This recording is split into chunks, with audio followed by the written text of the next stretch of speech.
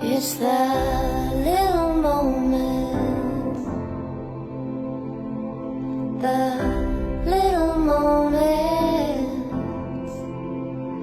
between the sunrise and sunset, little moments we won't forget.